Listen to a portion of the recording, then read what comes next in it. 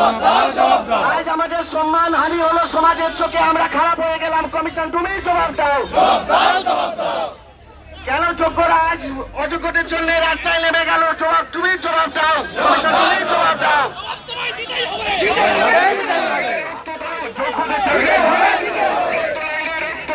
যোগ্যদের চাকরি ফিরিয়ে দাও।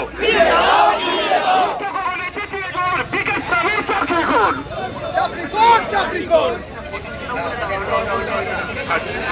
শিক্ষিত। হ্যালো, একটা বিশেষ ঘোষণা, যেসব ম্যাডামরা প্লে কার্ড নিয়ে এবং দাঁড়িয়ে আছেন, আপনারা সামনে আসুন, ঠিক আছে? একাডেমিকের ভিতরে বা লাইনে দাঁড়িয়ে আছেন, তারা সামনে আসুন, মেন রাস্তায় আসুন, ঠিক আছে?